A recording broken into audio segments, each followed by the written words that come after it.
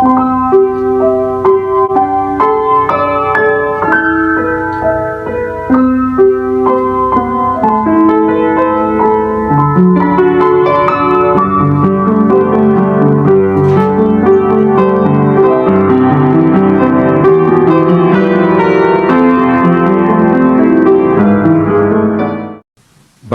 saudara-saudara seluruhnya, bahwa saya akan memenuhi kewajiban saya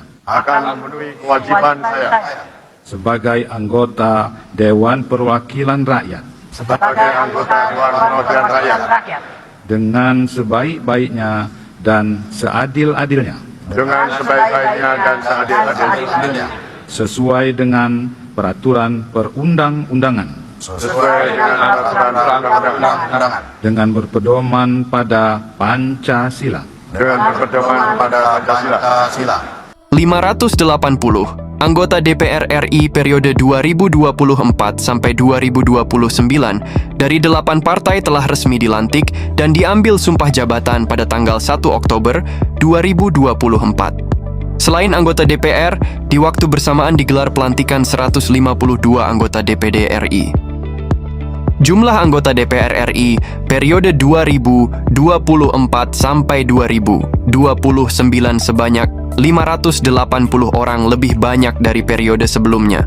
Diketahui anggota DPR RI periode 2019-2024 hanya berjumlah 575 orang. Selama 5 tahun menjadi wakil rakyat, 580 anggota DPR itu akan menerima gaji dan tunjangan yang fantastis dari pemerintah. Gaji dan tunjangan anggota Dewan Perwakilan Rakyat (DPR) RI ternyata cukup menggiurkan.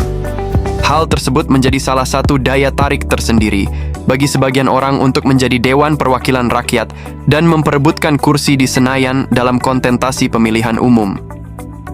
Tak hanya dari kalangan masyarakat biasa, sejumlah artis ternama juga banyak yang tertarik menjadi caleg. Ada beberapa pendatang baru dari kalangan artis yang coba peruntungan menjadi anggota DPR 2024. Di antaranya ada artis sekaligus penyanyi Melly Goeslaw dari Partai Gerindra, Teferel Bramasta dari Partai Amanat Nasional, dan Denny Cagur dari Partai PDI Perjuangan. Pada video kali ini kita akan membahas mengenai gaji Dewan Perwakilan Rakyat atau DPR, baik dari tingkat kabupaten, kota, provinsi, hingga pusat. Mungkin banyak dari kita yang bertanya-tanya, berapa sebenarnya gaji yang diterima oleh para wakil rakyat ini? Besaran gaji dan tunjangan anggota DPR RI tentunya dibedakan berdasarkan tugas yang diembannya, mulai dari anggota DPR, wakil ketua, dan ketua DPR.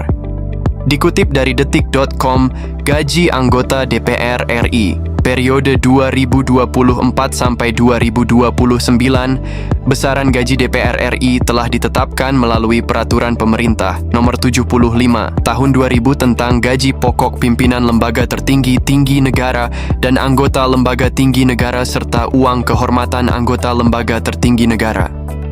Dalam aturan tersebut, ditetapkan besaran gaji pokok untuk Ketua DPR adalah Rp5.040.000 per bulan, kemudian untuk Wakil Ketua DPR sebesar Rp4.620.000 per bulan, dan untuk gaji pokok bagi anggota DPR adalah sebesar Rp4.200.000 dalam sebulan. Pertanyaannya, apakah anggota DPR hanya menerima gaji pokok saja? Tentulah tidak. Gaji pokok dibilang relatif kecil dibandingkan tunjangan yang mereka terima. Selain gaji, seluruh anggota DPR RI mulai dari anggota hingga pimpinan akan mendapatkan tunjangan yang nominalnya sesuai dengan jabatannya. Semakin tinggi jabatan, maka tunjangan yang didapat akan semakin besar. Besaran tunjangannya diatur dalam Surat Edaran Sekjen DPR RI.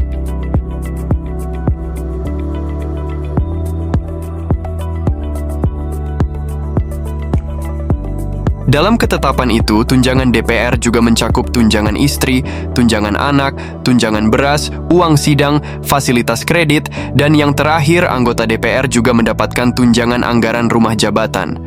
Tunjangan itu terbagi atas 2 jenis, yakni tunjangan melekat dan tunjangan lain.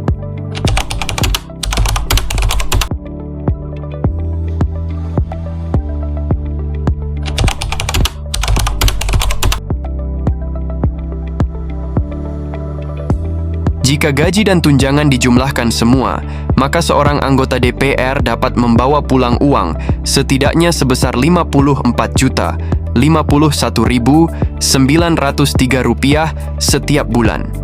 Angka tersebut bisa lebih besar apabila anggota tersebut menjabat sebagai wakil ketua atau ketua DPR.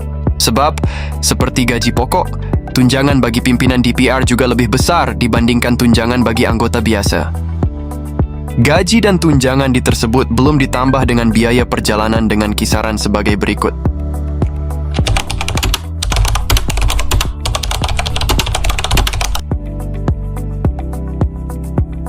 Selain itu, para anggota DPR juga menerima fasilitas berupa rumah jabatan yang terletak di kawasan Kalibata, Jakarta Selatan, dan Ulu Jami, Jakarta Barat, serta anggaran pemeliharaan rumah jabatan. Para wakil rakyat juga akan menerima pensiun sebesar 60% dari gaji anggota DPR, gaji pokok, atau sebesar Rp2.520.000 per bulan. Dengan jumlah gaji yang terbilang fantastis, semua ini tentu menimbulkan pertanyaan. Apakah dengan penghasilan sebesar ini kinerja mereka sudah sesuai dengan harapan masyarakat? Itulah yang perlu kita evaluasi bersama. Gaji dan tunjangan yang besar ini tentunya diharapkan bisa sejalan dengan tanggung jawab besar yang diemban oleh para wakil rakyat. Tetapi, pada akhirnya, yang menjadi penilaian utama adalah kualitas pelayanan dan kebijakan yang mereka buat untuk masyarakat, bukan untuk kepentingan pribadi. Dengan terpilihnya 580 para wakil rakyat periode 2024 sampai 2029, kita sebagai masyarakat berharap semoga kedepannya kebijakan dan peraturan kedepannya yang ada di negara kita tercinta bisa untuk lebih mensejahterakan masyarakat Indonesia. Demikian pembahasan kita mengenai gaji anggota DPR dan semoga pembahasan ini bisa memberikan gambaran yang lebih jelas mengenai penghasilan wakil rakyat di berbagai tingkatan. Sampai bertemu kembali di video menarik berikutnya.